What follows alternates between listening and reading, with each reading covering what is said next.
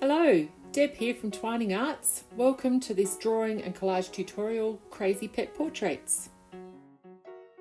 In this tutorial today, I'll show you how to draw your own pet or someone else's pet, or maybe the pet that you wished you had. So we will learn then how to use some creative collage techniques to make a totally unique pet portrait. So what will you need? Maybe some paper, A4 or A3 office paper is fine. Lead pencils, any coloured pencils, texture, paint pens, highlighters, anything that you have at home. It's not important to have super fancy art materials. Whatever you have at home will give your work its own unique look. And other useful things are scissors, glue sticks, old magazines, wrapping paper, newspapers to cut images and text from. So here are some really cool examples of finished pet portraits that have been made by some of my art class students. They're all really different and amazing in their own way, so there is no right way to make your pet portrait, just your way.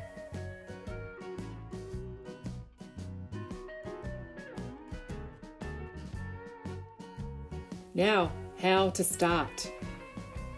Firstly, find a picture of your pet or a picture of the pet that you'd love to have. Or find your actual pet and ask it nicely to be still and pose for you.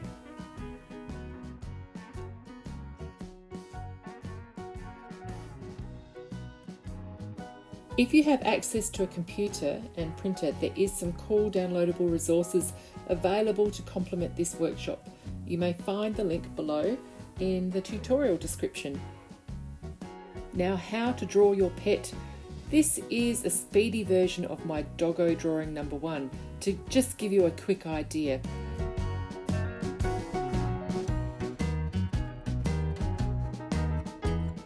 Now I will share with you my process in doggo drawing number 2, and it should hopefully explain everything. So here I start my process by dividing the image I am copying and my blank drawing page into 16 segments. I do this by folding my image into half and then half again, both ways.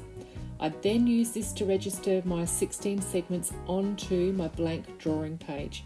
However, as a rule, it does not have to be 16 segments. I only did it this way because it was easier to fold the paper equally.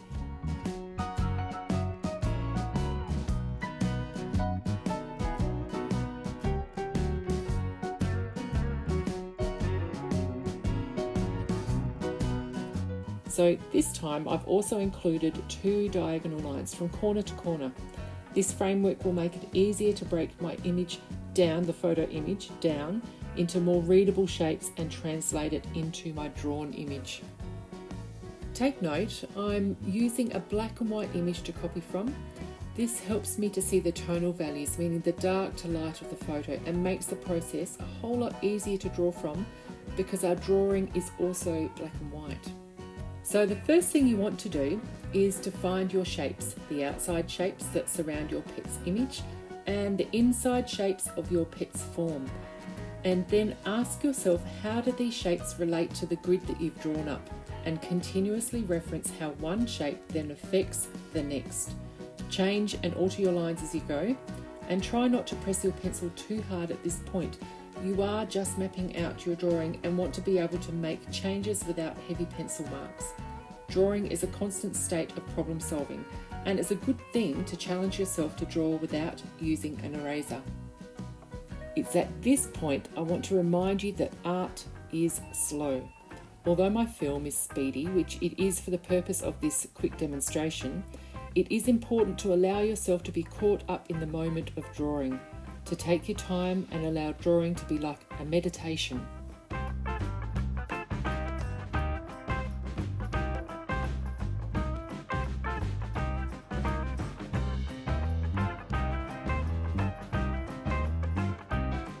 Once you've worked out your general shapes, you can start to see your image as a whole. It's now at this point that you can start to pay attention to those smaller details. Look at the areas of light and dark and lightly block in these areas.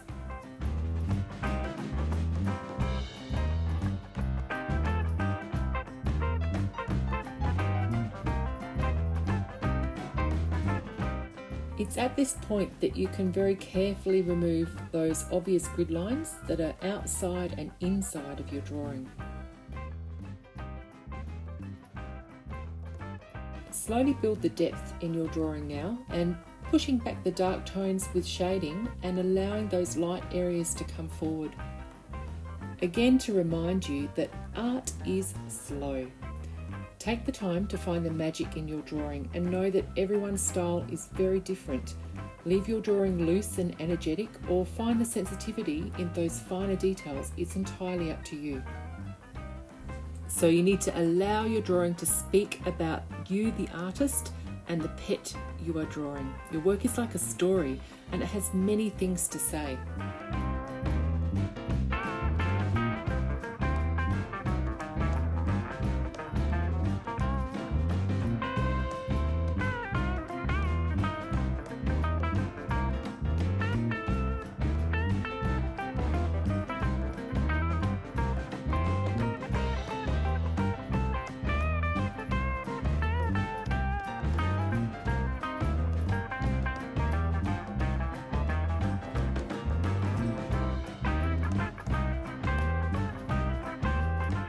Don't forget to show your pet and see what they think. And now for some collage fun. So you can choose to use your original drawing or make a printed copy to use in your collage. It's up to you, but don't be afraid to use your original drawing, because you can always draw some more. So start by cutting out your drawing or the copy of your drawing, and then using an assortment of collage papers, create a composition for your drawing to be part of. This could be anything, and it's open to your imagination, so think of something silly or something interesting and see where it takes you. You could make funny clothes or hats for your pet. You could create an exciting landscape for them to be in, or you could make lots of interesting colourful texture and use that in your background. Think of a funny name or a funny title for your pet, and once you've done all that, maybe stick everything into place and then come back into your collage with overlays of paint and pencil, and just keep adding to it and then see where it takes you until you've decided when you've finished.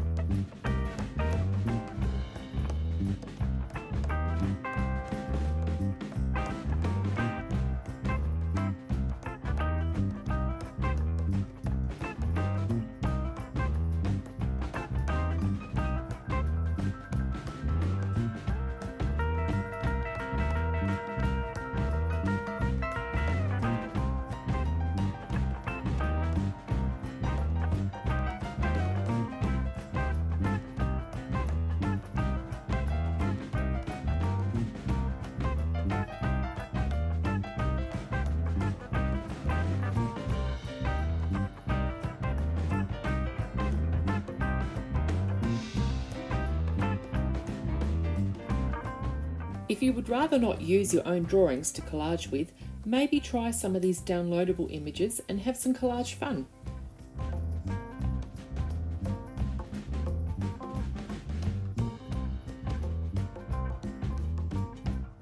By adding human face parts or by drawing your own scribbly faces to these poor faceless cats and dogs, you can come up with some hilarious results.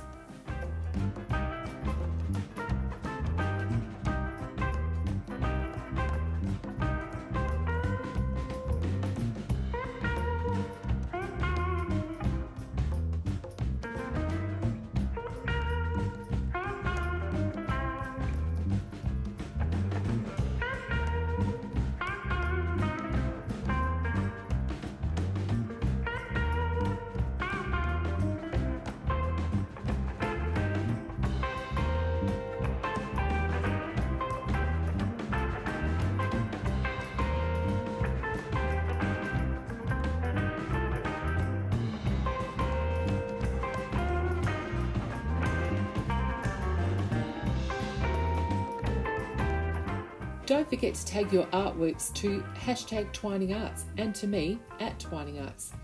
That way I can see what you've done and share your amazing art. Thanks for joining me today, and I hope you had fun. Don't forget to give this tutorial a thumbs up if you felt like you learnt something new, and maybe subscribe for more kids art fun.